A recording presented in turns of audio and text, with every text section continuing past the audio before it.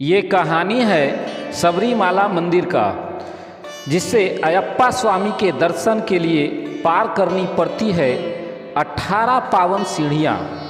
भारत के प्रसिद्ध मंदिर में से एक है विश्व प्रसिद्ध सबरीमाला का मंदिर।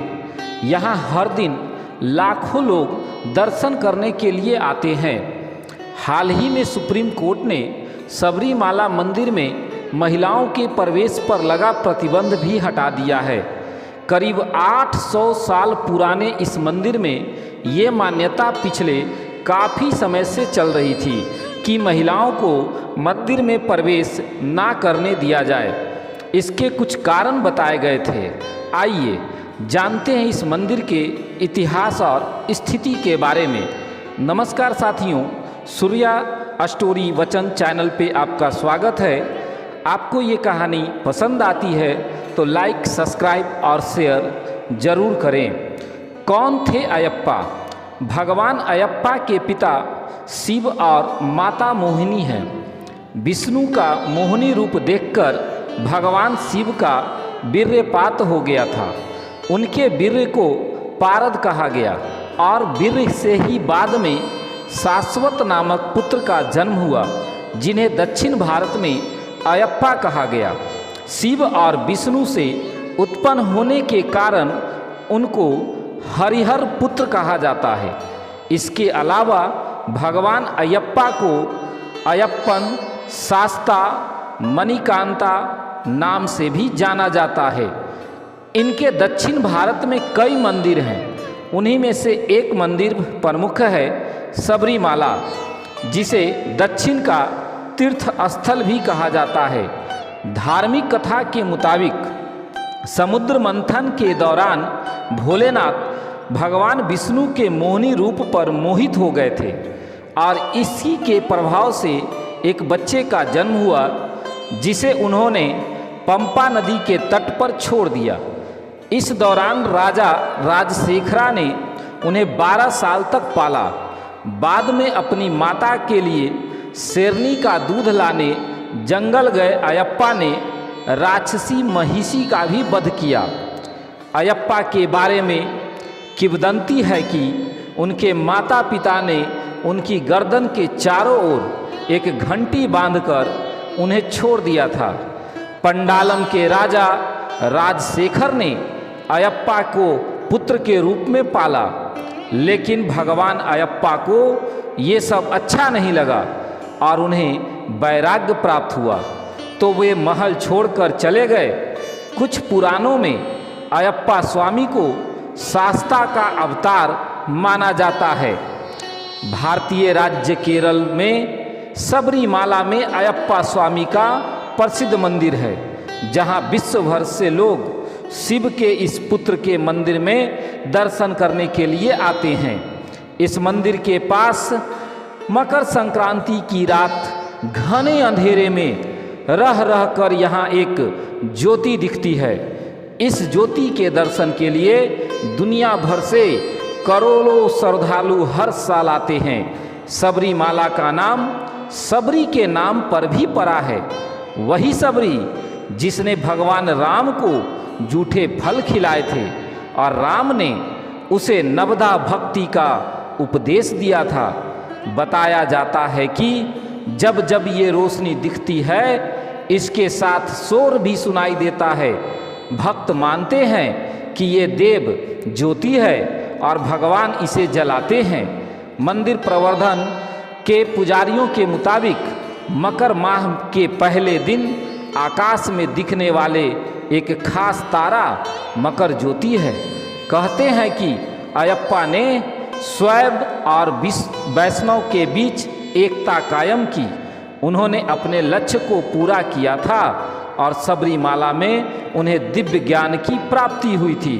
यह मंदिर पश्चिम घाट में पहाड़ियों की श्रृंखला सह्याद्री के बीच स्थित है। घने जंगलों, ऊंची पहाड़ियों और तरह तरह के जानवरों को पार करके यहाँ पहुँचना होता है, इसलिए यहाँ अधिक दिनों तक कोई ठहरता नहीं।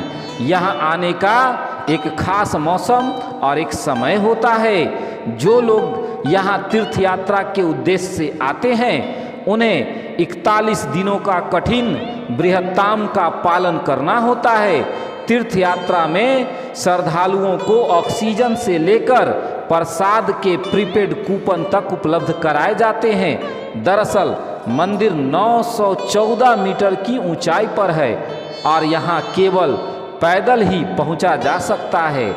एक अन्य कथा के अनुसार पंडालम के राजा राजशेखर ने अयप्पा के पुत्र के रूप में गोद लिया था, लेकिन भगवान अयप्पा को ये सब अच्छा नहीं लगा और वो महल छोड़कर चले गए। आज भी यह प्रथा है कि हर साल मकर संक्रांति के अवसर पर पंडालम राजमहल से अयप्पा के आभूषणों को संदूकों में रखकर एक भव्य शोभा यात्रा निकाली जाती है, जो 90 किलोमीटर की यात्रा तय करके 3 दिन में सबरीमाला पहुंचती है। कहा जाता है इसी दिन यहाँ एक निराली घटना होती है। पहाड़ी के कांतामाला चोटी पर असाधारण चमकने वाली ज्योति दिखलाई देती है। 15 नवंबर का मंडलम और 14 जनवरी की मकर बिलक्कू ये सबरीमाला के प्रमुख उत्सव हैं। मलयालम पंचांग के पहले 5 दिन और विषु माह यानी अप्रैल में ही इस मंदिर के पट खोले जाते हैं। इस मंदिर में सभी जाति के लोग जा सकते हैं, लेकिन 10 से 50 साल के उम्र की महिलाओं को प्रवेश वर्जित है। सबरीमाला में स्थित इस मंदिर प्रबंधन का कार्य इस समय त्रावणकोर देवास्वम बोर्ड देखती है। 18 पावन सीढ़ियां हैं इस मंदिर में। आइए जानते हैं इसके बारे में। चारों तरफ से पहाड़ियों से घिरा हुआ यह मंदिर केरल की राजधानी तिरुवनंतपुरम से 175 किलोमीटर दूर पहाड़ियों पर स्थित है। इस मंदिर तक पहुंचने के लिए 18 पावन सीढ़ियों को पार करना पड़ता है, जिनके अलग अलग अर्थ भी बताए गए हैं। पहली 5वीं सीढ़ी को मनुष्य की 5 इंद्रियों से जोड़ा गया है। इसके बाद वाली 8 सीढ़ियों को मानवीय भावनाओं से जोड़ा जाता है। अगली 3 सीढ़ियों को मानवीय गुण और आखिरी 2 सीढ़ियों को ज्ञान और अज्ञान का प्रतीक माना जाता है।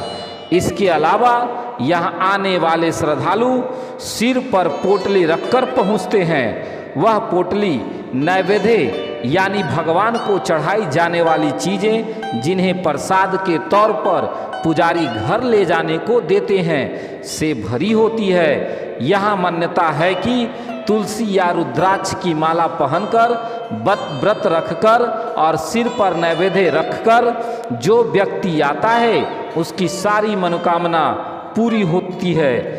कैसे पहुंची जाती है इस मंदिर तक? तिरुवनंतपुरम से सबरीमाला के पंपा तक बस या निजी वाहन से पहुंचा जा सकता है। पंपा से पैदल जंगल के रास्ते 5 किलोमीटर पैदल चलकर 1535 फीट की ऊंचाई पहाड़ियों पर चढ़कर सबरीमाला मंदिर में अयप्पा के दर्शन प्राप्त होते हैं। रेल से आने वाले यात्रियों के लिए कोट्टयम या चेंगनूर रेलवे स्टेशन नज़दीक होती है। यहाँ से पंपा तक गाड़ियों से सफ़र किया जा सकता है। यहाँ से सबसे नज़दीक एयरपोर्ट तिरुवनंतपुरम है, जो सबरीमाला के कुछ किलोमीटर दूर है। दोस्तों, उम्मीद करते हैं कि सबरीमाला की रोचक कहानियाँ जानकर बहुत ही खुशी हुई होगी।